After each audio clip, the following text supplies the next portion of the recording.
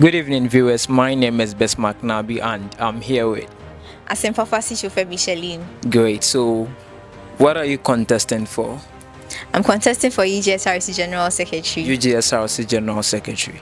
So, Asempapa, as long as we've gotten to this part of your SRC journey, the first question I would like to ask you is, how were you feeling before you went in for your vetting?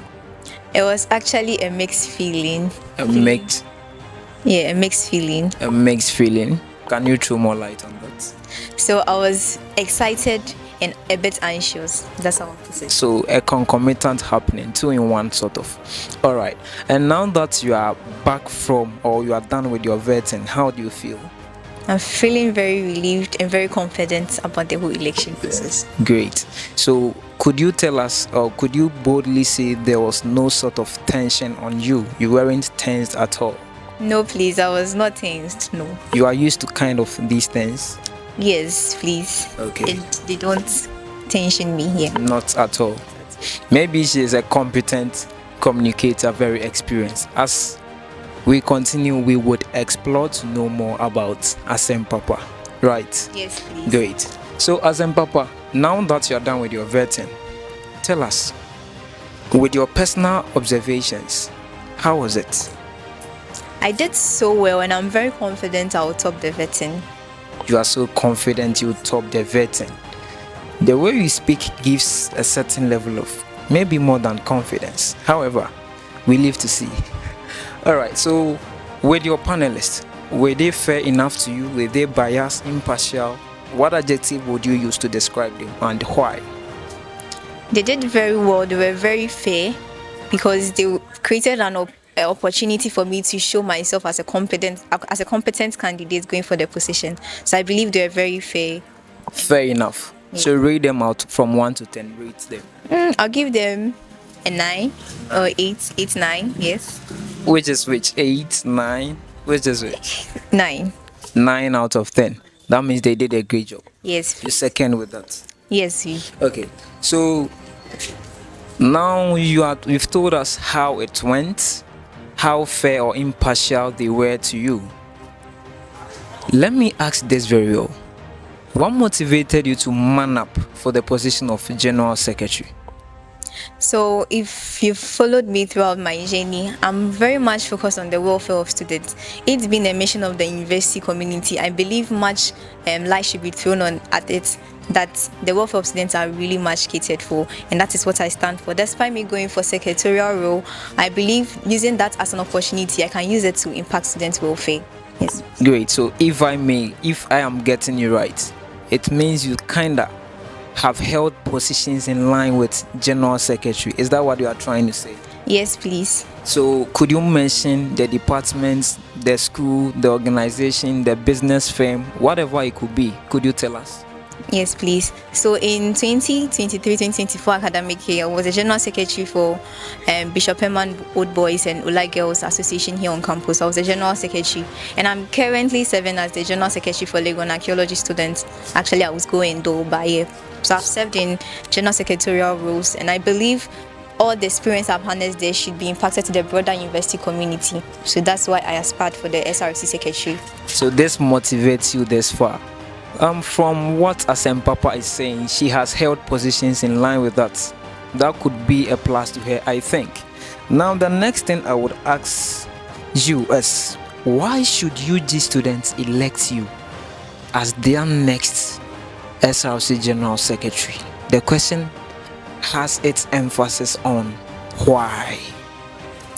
So, others have spoken, but I believe I have the skills needed for the secretarial role, 1. And 2, I go beyond just the title of being called the SRC Secretary. I believe tangible impact should be made in the lives of students' body, and that is what I stand for. That is why I'm more focus-oriented in the welfare. Yes, please. Okay, so I would like to add this. According to John Gray, in his book titled, and I quote, men act sometimes, or men were from the planet Mars. For women, he says they were from the planet Venus. And the conclusion of the whole thing is, or in his idea, he claims anytime women have the chance, they control with emotions and their feelings. Are we going to experience that should you be elected? No, no, please, you're not going to experience that, because I have had opportunity to serve in such roles, and those roles have been forming and reforming my attitude and emotions. So I believe wherever I have reached, I'm going to deliver, not based on my emotion, because I'm working on it, and it's actually not working. So should I call you a woman king? Yes, woman king. I should. Yes. So if the capabilities are there, let's not hope for that, but assuming in case, what if the condition here, if in case or if something not prepared for happens in your tenure as a general secretary, what are some of the measures you have in place that, even though they've not happened, should they happen in future, would be a proof that you planned ahead to meet obstacles even before they appear to you? Because who knows, I'm not wishing the bad for you, however, sometimes mistakes happen and they may lead to bigger whatever it could be. So tell us, how prepared would you be for that? So I believe whenever a situation happens or a problem happens, one should be swift to act, and not just swift, one should consult also. So, and I really love consulting others whenever a situation happens. So I'll consult necessary bodies that would help me solve the issue as quick as possible, and I will be swift with that, please. Great. What if your consultation ends up giving you, sorry to say, a negative solution or suggestions? What would you do? I'm going to do extensive consultation, so the suggestion will obviously be good, because I'm going to weigh all sides and see which one will best or prevent the situation from escalating or solving the situation. So you are trying to say, kind of, you believe in a majority system of ideas, something like that. Is that what you mean? Yes, please. And not just that, sometimes when advice comes to you, you should have the conviction. I'm a person, I sometimes go in my conviction. You are doing something and you feel like, nah, this advice is not going the right way. I believe, yes, your instincts will tell you so. Yes. The last but one question I would ask, what is that one thing you dream of? Maybe I should call it a legacy, that in case you get the chance, you would leave for the people of, your administration or whoever you are to serve.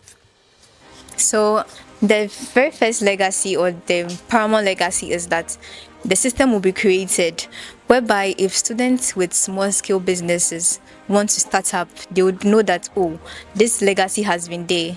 That if I want something to set up, my only issue is how I'm going to pitch my business and how it's going to be accepted. Then the opportunity comes for you to be given grants to start up your business.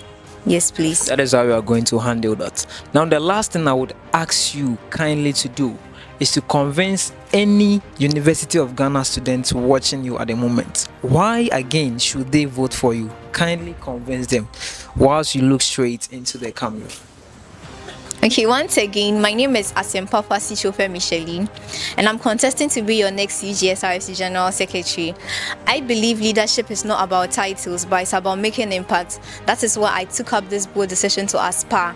I believe that you voting for me is voting for a leader who does not just communicate, but communicates to impact, communicates to redefine the status quo of the university community.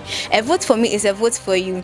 A vote for me is a vote for your student welfare, and I really need your vote. A win for me is also a win for you. Thank you so much. Thank you so much, Asio. She said a vote for her is a vote for you. Maybe Ubuntu is. All right. Thank you so much for your time. You are right here with Justice Telly. My name again is Bismarck Nabi. Subscribe for more.